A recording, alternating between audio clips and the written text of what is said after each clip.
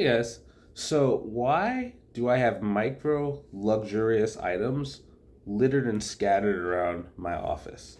So some people like always ask about the guitars. Like, why do you have the guitars, right? Do you play the guitars? It's like, I used to play the guitars, but the number of guitars I have does not reflect the skill I have. Why do I have expensive paintings?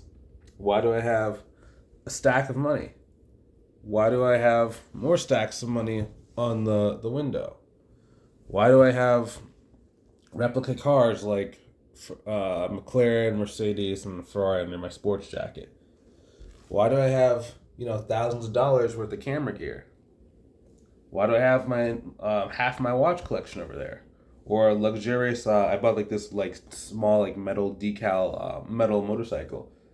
Why do I have this stuff? It's because really, in order to be good at sales, you have to be able to walk away from a deal. So someone says like, "Oh, I don't want to work with you," or "Oh, this is too expensive." It's like you need to have something that kind of anchor you from that. Now, I don't really need this stuff as much anymore. It's just more of like a habit. And I like the way this stuff looks, and it just kind of makes my office feel more relaxed. But there's really something to that, like learning how to create symbols of success for yourself. Now, again, so like it's more about like raising the vibration that you operate inside of. So some people, like when they come on my consultation call, how a person buys something is really how they're gonna have like end up selling stuff, right? You're gonna face similar objections to what you push yourself. Now, what do I mean by that? So let's say someone says, "Oh my gosh, that's expensive. I have to go think about it for 2 years, 2 decades, 2 centuries." Now they wonder why they have trouble getting people to like make decisions within like a 2 week period. Like, oh, well, this guy told me like he doesn't know if he can work with me. He's going to take 2 years. Like, well, you just kind of said the same thing to me, right? It's like literally when they're buying mentorship program, it's like, oh, wait, but you, how can you be upset with someone else for taking 2 years if you said that you want to take 2 years to decide on if you want to get started with this mentorship program? And then they're like, wait, what do you mean? I'm like, yeah. So think about it, when that person is sitting in front of you and they say that they want to take 2 weeks, 2 years, 2 decades to go and like make a decision with you, it's probably very hard for you to hold them accountable to making a decision faster because subconsciously you do not want to be a hypocrite and you do not want to kind of like feel like there's something wrong with yourself. So by saying that there's nothing wrong with yourself, if you were to tell this person that 2 weeks, 2 decades, 2 centuries is too long, you would actually be telling yourself that whenever you make a decision, it's too long, right? And that's gonna be incongruent. So you're really gonna have like a cognitive dissonance, right? So what that means is that you're not gonna put your foot down correctly to get the person to make a decision faster, more effectively, or with better information. And a lot of people don't understand that, but it's like if you have a string of like 5 or 7 people saying the same objections, and then you come on someone's call and you do the same objection, of course that's the objection. Or if here's another one, being like a timely objection. Everyone you speak to says, "Oh, I don't know if I have the time to kind of implement this," or "Oh, let me kind of like I have to do this," or "Yeah, I think it's gonna take too much time. I don't have enough time for this." And then you're a person where it's like, "I'm so busy. Oh my gosh, like this is gonna take so much time." Like the way that you're communicating to this person is going to convey that working with you is going to take a lot of time. And what they think is, I don't have time. So you're eliciting the same objections that you're putting out when you're buying something. You elicit those same objections from your buyers. Now, this will not be every single sale. You might get some sales in spite of the objections that you generally will draw out of people, right? Because not everyone is going to be like, following your frame of thought. You might have someone on the phone that has like a more of an action oriented kind of decision making process. They're going to buy no matter what you say. But you can't use it as a false positive, because if you start tracking your consultation calls, you need to be tracking what objections are you getting. So from each call, let's say you have 10 calls. Did objection one say it was too expensive? Did objection 2 say they don't have the cash flow? Did objection 3 say they don't have enough time to get this started? Was objection 4 they don't have enough time to get this thing started? Did call number 5 have the objection, "Oh yeah, I think it's going to take a lot of time"? If you start seeing these patterns of like, okay, it's disproportionate to one way, that is the buying behavior that you have, and that's what causes you not to get that. So like for me, for example, I have a very balanced set of objections. So like I can literally predict within 10 calls how many of each type of objection I'm going to get. Now the reason why is because of course I've overcome a lot of these like bad buying behaviors, and there's actually a trick you can do where you can actually cultivate good buying behaviors that cultivate good selling behaviors. So one of those things is like having abundance, right? So when I have like the cash on my desk, when I have like literally when I'm on Zoom, I'm looking at a lot of money in guitars. When I'm looking at this side of the window, I have more cash here. I'm looking at nice cars, nice watches. So when someone says something like, it's too expensive, then it's very easy for me to show them how they can go and create money, right? Because I'm thinking in terms of abundance. Versus if you don't have that kind of stuff, you don't have any signals for success, you buy into their frame of not having enough money. So for example, think about it. So if someone has a successful business, they're looking for bookkeeping services, why can't they just go and sell one or two more items a month and then be able to pay it off? So okay, let's say for example, someone is selling we'll say someone is selling a house, and they're a real estate agent or whatever, and on average they sell houses for $600,000 houses, right? Maybe they get I don't know exactly what the commission percentage. I don't actually work with any real estate agents for my clients, but let's assume it's like 10%, which I know if you're watching this and you're a real estate agent, you probably say, Bryce, that's unrealistic. I'm just giving you the sake of example. Actually, let's do it easier. Let's say they make 5%. That'll probably be closer to what it actually is. Okay, so off a $600,000 house, you're probably gonna make $3,000 a piece. Okay, so if they just sell two more houses a year, they can pay for your your $500 per month service, right? So really, are people really not having enough money, or is it just they just don't prioritize it that this is the right thing to do? And they say, well, yeah, I probably could get the money. It's just I don't prioritize it. I'm not really prioritizing RG. Okay, well, what's stopping you from prioritizing it? Were you not serious about needing this help? You came on this call for a reason, right? And we've been talking for the last 20 minutes about you're afraid you're gonna get audited because you don't have any clean books and you haven't gotten your tax return done in the last 6 years. So what are we doing here? And they're like, oh yeah, that makes sense. Okay, fine. Let me invest in this thing, and I'll put down the first month, and I'll figure out a way to get the rest.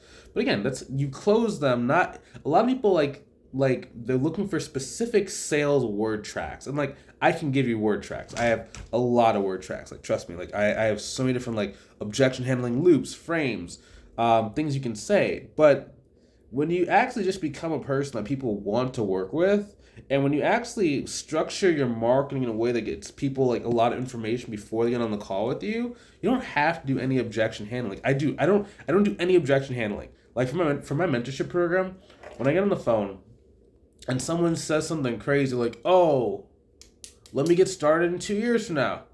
It's okay.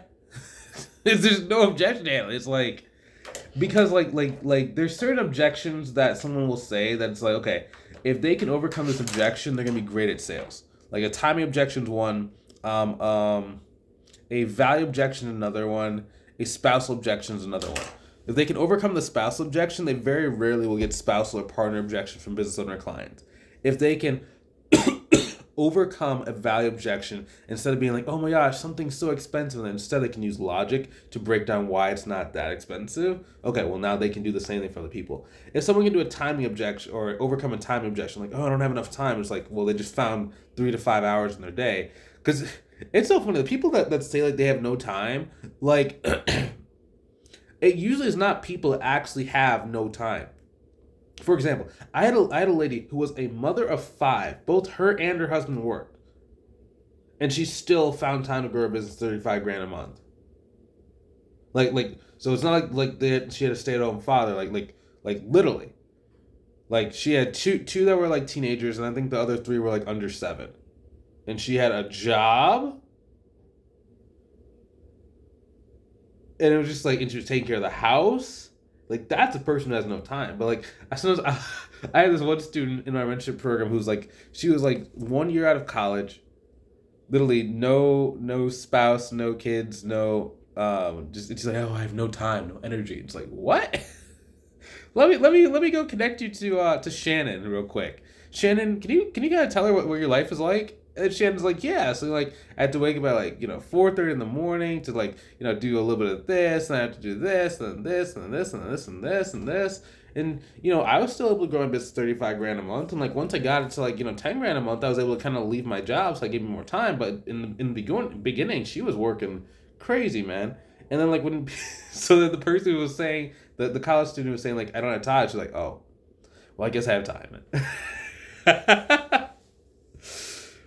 Really, a lot of objections just come down to prioritization, right? It really comes down to prioritization, right? People who say they don't have money, well, they do have money, or else they'd be on the streets, right? They're not gonna have like $1,000 iPhone. If every year they have like the new iPhone, they probably have some money. Or if they're like even on a phone or on a computer, they probably have some money. They can at least sell something to go and like make something work, right? Same thing with time. If you're able to take a consultation call with someone, you can find an hour in your day, so you have the time. It's just, are you prioritizing something else to use your limited time with, right? That's another key.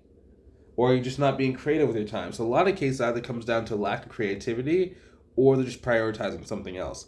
And if you can understand how to get people to agree that they are prioritizing something else instead of the stuff that they need, you're going to be able to objection handle way easier. And you don't need objection handling lines. In the beginning, I'll give you some lines, right? Because it can simulate the process of getting someone to understand that the decision-making path that they're taking is the wrong one. But then after a while, you just stop needing them. You just just talk.